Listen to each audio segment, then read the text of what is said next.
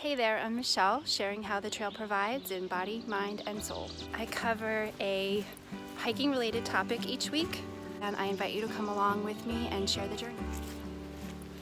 If you picture meditation as a seated, restricted, zoned out activity, it's time to broaden your horizons. Today, I'm going to show you my form of meditation, walking meditation. You definitely don't have to worry about falling asleep because my version today that I'm going to share with you requires you to be standing, moving, and fully engaged. So here are the basics. First, meditation is a form of mindfulness, which is a state where we clue into our senses completely and connect to our inner highest selves. It aids mental and emotional health while even shifting the way that we physically feel. It can elevate your energy, improve your sleep, your metabolism, your immune function, your heart rate. It can lower your blood pressure, and it can even decrease inflammation disorders, pain, and aging. If you are spiritually inclined, as I am, you also can connect in with your spiritual side as well.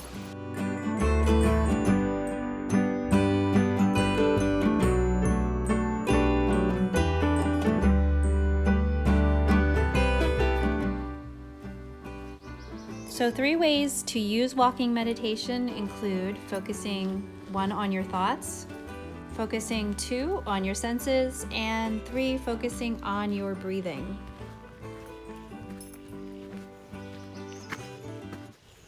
As I spoke about last week, hiking quiets the mind of its otherwise endless chatter while you are immersed in the infinite beauty that is nature. So when you combine hiking with meditation, you can truly focus inward and find more peace. One focused thinking strategy that I like to use is to actually pose a question or concentrate on a problem or situation and then just let the universe, the trail, communicate with me. So the key is to be open-minded and to not dismiss what comes up. So that means no forward thinking, no backward thinking. And if your mind drifts to the past or fears or worries about the future, you just simply acknowledge them and acknowledge the fact that you've had a slip in your focus, and then gently refocus your mind back onto the present, in the present. I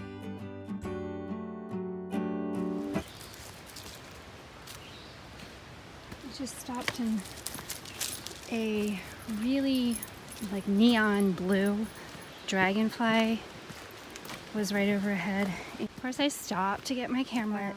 He eluded me, put the camera away, saw a beetle crawling across the path, got the camera out, and he disappeared. And then, of course, this is where you find that nature, the universe, your God, the trail, however you want to look at it, does send messages to you. I realized that some things just are not meant to be captured. Sometimes they are meant purely to be experienced. C'est la vie. It's hanging out in there. Off to the right, I heard rustling, looked up, and saw the white back end of a deer running, I guess after hearing us approach. When you're out here in nature, they say you feel like you are part of nature, and it's definitely true.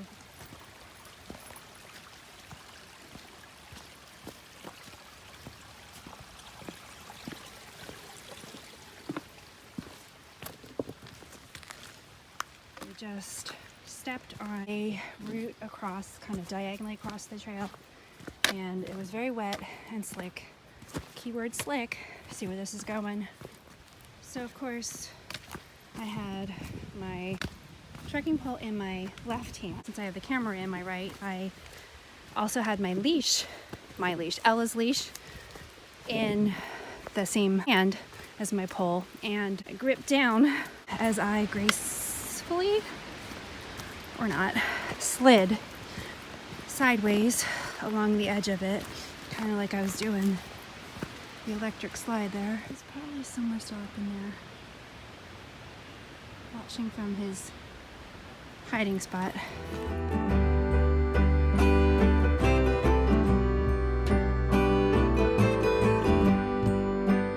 It is almost mid-June, so we have a beautiful breeze today.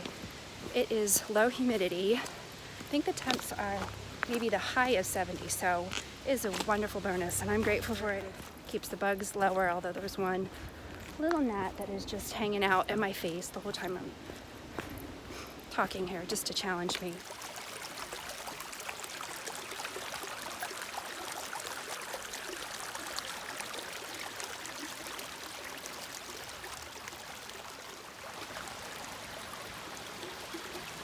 Seriously, if you're going to meditate even the traditional way, which is also awesome, this is a good place to do it.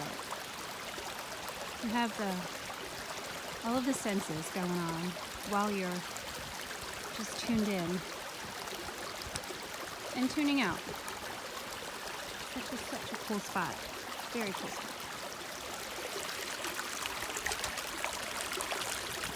And this is the other side.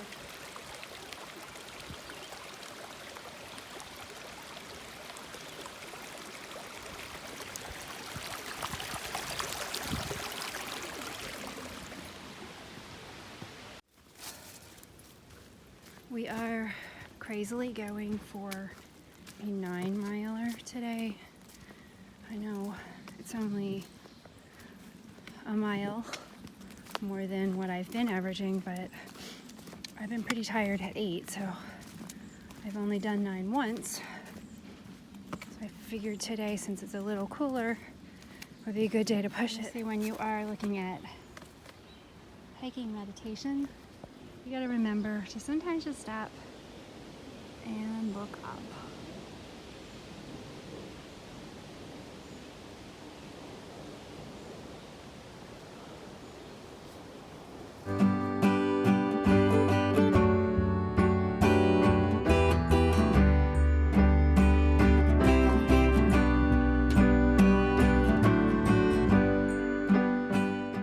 I find I get a much clearer perspective on pretty much everything when I'm hiking. Particularly metaphors between the trail and life, I just find are endless, and they really have a way of almost smacking you right in the face. In this last section in particular, I was thinking about the metaphor of rocks, how they can slow you down, and even one like that one can catch your toe, send you for a nosedive if you're not paying attention. Rocks are also rough on your ankles and your feet. And then there's roots, which are easy equally to despise while you're on the trail. Remember how earlier I almost wiped out on that slippery one?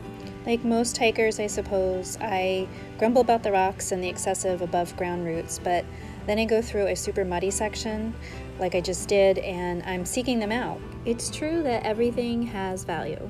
Sometimes rocks turn into a blessing in disguise. Roots can become a saving grace. What challenges you most in some ways, you just may need in some tough spots to get you through and to help you move forward. The other part of what I've been thinking about may be hard to put into words. I was focusing on changes in terrain while on a steady incline.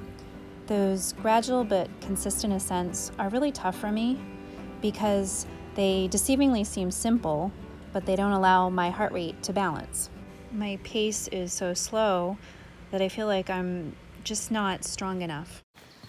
A lot of people have problems or complain about the downhills as the most difficult part, ironically, because of very jarring on your joints, specifically your knees, your ankles. And I actually welcome the descents. During hiking, you focus so much on the terrain because of safe footing, so that when you go from muddy or rocky or challenging climbs on the trail or in life, and you can muster your way through, when you return to smoother, easier terrain or a calmer day, then you can appreciate where you've been for what it has brought you. The other side of discomfort, there is greater strength. Didn't she look angelic right there with the light? So that's what the changing terrains out here are making me think about. It puts it in perspective, allows you to be grateful for what you have right in front of you.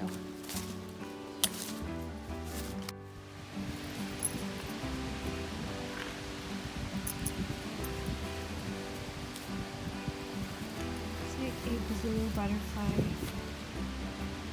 frenzy right here. So weird. No lie, I just saw another deer running in the woods right in front of us. Well, maybe it was the same one, I don't know, but that never happens. It is Friday, but pretty sure it's not the 13th. Very close, but not the 13th. Now I need to check.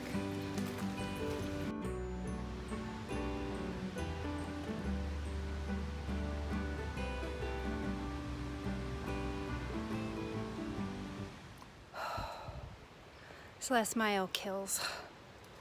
I don't care how many came before it. This last one always gets me. And that's where we are now. Although Ella's trying to extend hers, it's not quite enough for her. She has to go off trail.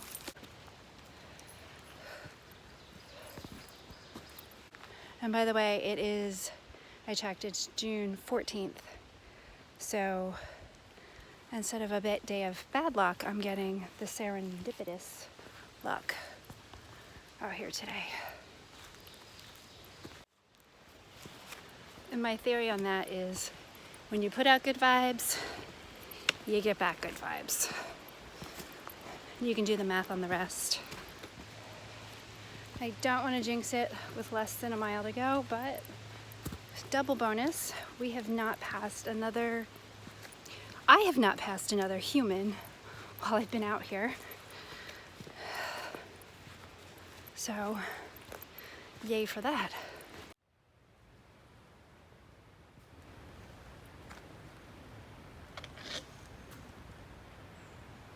She's got something to say.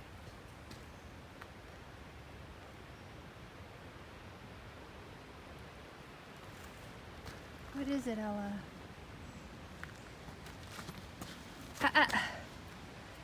Just pointing and creeping up on it, whatever it is.